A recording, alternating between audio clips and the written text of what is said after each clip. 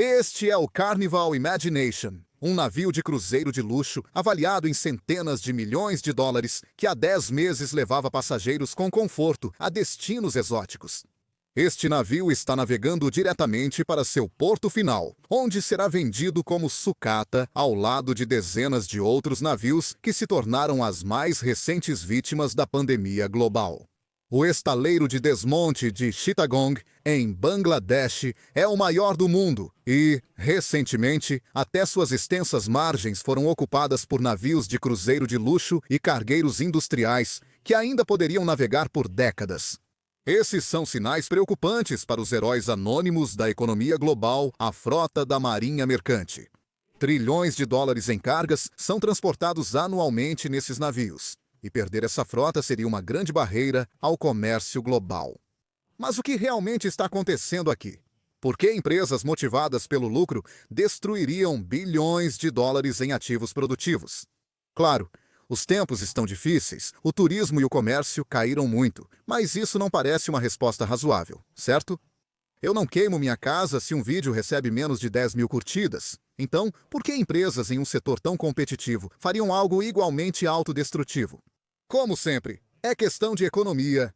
Vá entender. E para entender esse comportamento bizarro, precisamos compreender alguns pontos-chave. Quais fatores econômicos influenciam a frota mercante? Como esses fatores justificam financeiramente a destruição de navios?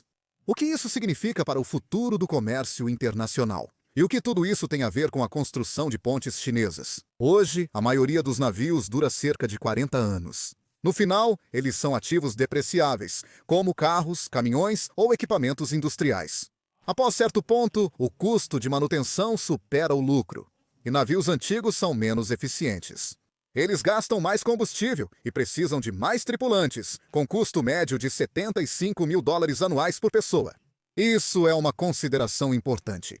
Esse setor trabalha com margens de lucro pequenas, e a diferença entre uma tripulação de 10 ou 30 pessoas pode determinar se a viagem será lucrativa ou terá prejuízo. Esse jogo de números ocorre em outras áreas também. Uma tendência cada vez mais comum entre as companhias de navegação é algo chamado de navegação lenta, que consiste em navegar com os navios muito mais devagar do que eles são capazes para economizar nos custos de combustível. A entrega dos itens demora alguns dias a mais, mas as companhias de navegação consideram que reduzir a velocidade compensa os custos de um fornecimento global um pouco mais lento. Isso também favorece as grandes companhias de navegação devido ao seu esforço para operar navios cada vez maiores. Um navio de grande porte costuma ter cerca de 275 metros de comprimento, sendo esse tamanho popular por ser o máximo permitido no Canal do Panamá. Na verdade, eles até têm uma designação de classe. Esses navios são conhecidos como Panamax. Vai entender como eles chegaram a esse nome.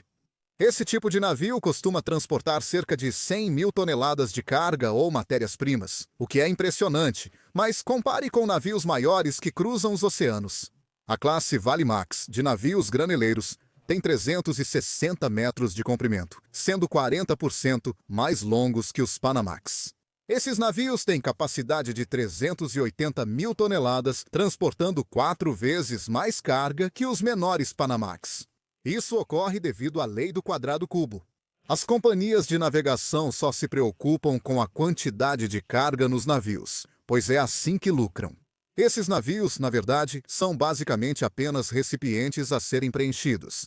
Agora, se fizermos um container 2 vezes mais longo, 2 vezes mais largo e 2 vezes mais alto, você pode pensar, ótimo, dá para colocar o dobro de coisas dentro dele.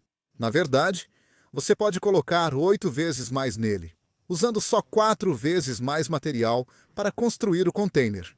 Esse é um dos principais benefícios do transporte marítimo em relação a todos os outros meios de transporte. Os navios podem ficar realmente enormes. Com receio de soar como um vídeo do Wendover Productions, essa obsessão por números e escala torna a marinha mercante o burro de carga da globalização. Já comentamos algumas vezes neste canal sobre nações sem saída para o mar, sempre destacando isso como grande desvantagem. Dissemos que isso os exclui do comércio marítimo internacional e deixamos assim. Agora, os comentários com razão apontaram que existem muitas outras maneiras de transportar coisas. Trens, aviões, caminhões e pombos-correio não precisam de oceano ou infraestrutura portuária. E isso é justo, mas nenhuma alternativa é tão barata quanto usar um navio pelos motivos já citados. Os trens são o segundo meio mais eficiente, pois o contato entre aço gera pouca fricção, mantendo a velocidade após o impulso. Mas ainda ficam atrás dos navios cargueiros e precisam de mais infraestrutura. Isso fica ainda mais difícil se a linha de trem tiver que cruzar vários países que podem não se beneficiar desse comércio global. O transporte marítimo traz resultados surpreendentes que você talvez não esperasse. Se você quisesse enviar apenas um container padrão de 40 pés do Reino Unido para a Austrália, pagaria uma tarifa de frete de varejo de cerca de 2.200 libras. Parece caro, mas esses containers são enormes. Por outro lado, se você quisesse enviar esse mesmo container do Reino Unido para a Suíça, custaria 3.100 libras. Isso apesar de a Suíça ser 20 vezes mais próxima.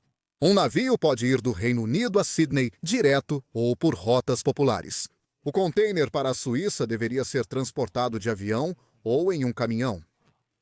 Claro, essas são tarifas de varejo e grandes exportadores teriam acordos com as companhias de navegação, mas as margens provavelmente seriam ainda maiores nesses acordos de atacado do que neste exemplo pontual de um único container. Isso tem implicações que vão além de mudar de casa e podem determinar a economia de nações.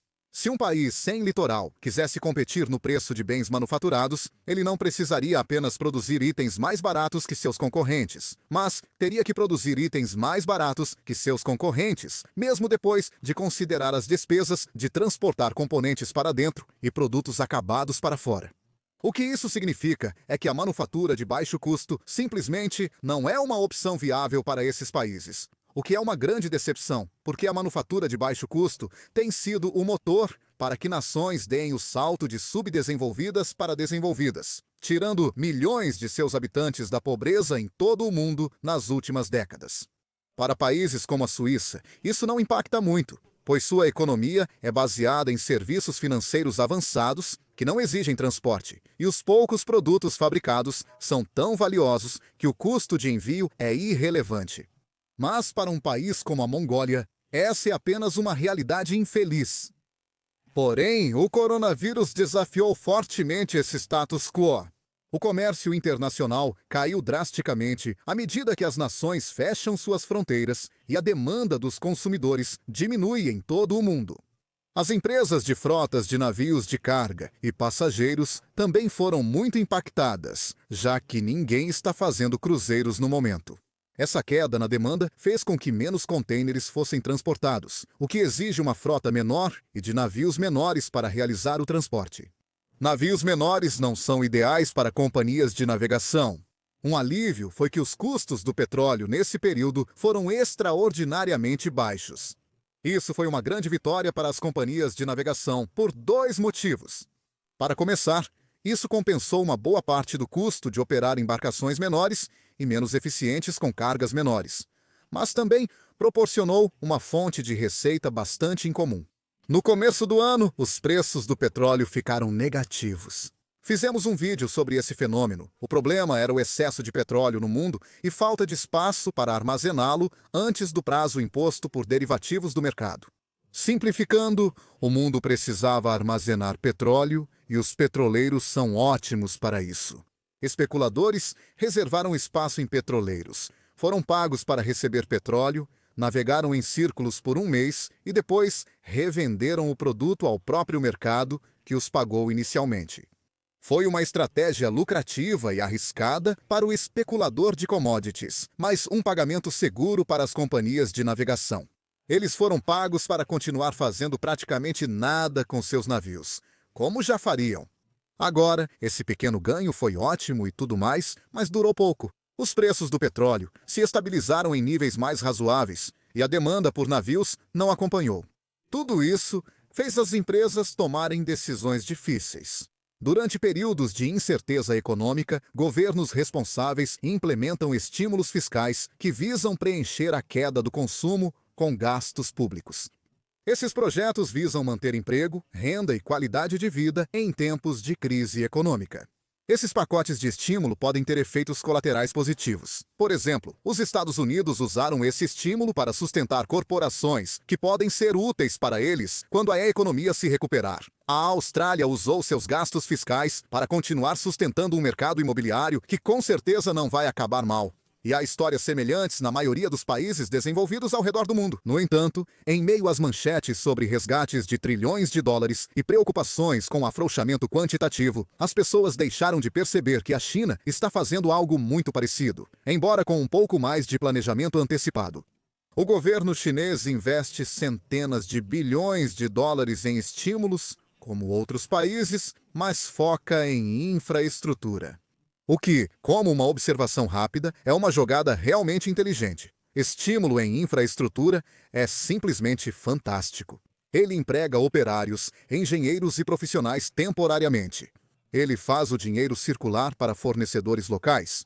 Tudo isso enquanto tem o benefício de realmente produzir uma ponte, uma ferrovia ou um porto que continuará fornecendo capacidade industrial no futuro. Ok, mas apesar de ser uma política inteligente, investir nesses belos projetos de infraestrutura exige muitos materiais, especialmente ferro. A demanda da China para viabilizar esses desenvolvimentos de infraestrutura tem sido tão forte que aumentou o preço do ferro em mais de 300% em relação ao que era há 5 anos. Esse aumento nos preços do minério de ferro foi acelerado pela redução da oferta de países como a Austrália, que tem enfrentado lockdowns estaduais, o que significa que muitos dos seus mineradores não conseguem realmente ir trabalhar. Tudo isso é ótimo. Os preços das commodities estão subindo, mas o que isso tem a ver com navios? Bem, navios são feitos de aço, e o dinheiro que as companhias de navegação vão receber por desmanchar seus navios está no ponto mais alto em quase uma década. Essas empresas têm uma escolha: continuar pagando milhões anuais em tripulação, seguro, docagem, manutenção e combustível para navios que talvez nunca operem totalmente de novo, ou desmanchá-los e receber o dinheiro agora. Infelizmente, por todos os motivos mencionados acima, o mercado de navios de segunda mão está mais fraco do que o mercado de sucata. Então, está começando a aparecer uma opção bastante atraente e que cada vez mais empresas vão precisar considerar. O que eles estão fazendo é enxugar suas frotas, começando pelos navios mais antigos, na esperança de que isso reduza seus custos fixos enquanto proporciona uma injeção de dinheiro que pode ser usada para enfrentar a pandemia global, ou talvez até para investir na próxima geração de navios mais eficientes. Obviamente é uma aposta. Se o mundo voltasse ao normal amanhã, vender um navio operacional pelo preço do ferro velho seria uma péssima decisão. Mas, infelizmente para muitas empresas, está se tornando uma decisão que está sendo tomada por elas. Mas com cada vez menos navios disponíveis para carregar o peso, o que isso significa para o futuro do comércio global? Uma pequena frota marítima emergente pode muito bem ser um fator acelerador no impulso para que as nações se tornem cada vez mais autossuficientes. Se 2020 mostrou alguma coisa, é que se as coisas derem errado, é cada um por si, para o bem ou para o mal. A contrapartida dessa autossuficiência é que o comércio global permite aos países explorar sua vantagem comparativa. Exemplos dessa vantagem incluem petróleo nos Emirados Árabes Unidos, carros de luxo na Alemanha ou manufatura barata na China. Se algum desses países fosse forçado a se aventurar nas indústrias de seus pares, eles fariam um trabalho muito ruim ou produziriam bens com preços proibitivos. O comércio global fez as nações focarem no que fazem melhor, ficando um pouco menos autossuficientes. Ao longo do tempo, a transição da autossuficiência para a cooperação sempre foi benéfica. Pense se você tivesse que produzir tudo o que precisasse sozinho. Será que o processo será desacelerado ou revertido por esses fatores? Provavelmente sim. Parece que é nisso que o grande dinheiro aposta, mas ainda é difícil dizer. O desmanche de navios exemplifica como nada na economia global ocorre isoladamente. A queda da demanda nos Estados Unidos significa menos contêineres de carga vindos do Japão, o que torna os navios gregos inúteis, exceto para fornecer matérias-primas à China, para projetos de infraestrutura que tentam compensar a mesma falta de demanda que causou todo esse problema em primeiro lugar.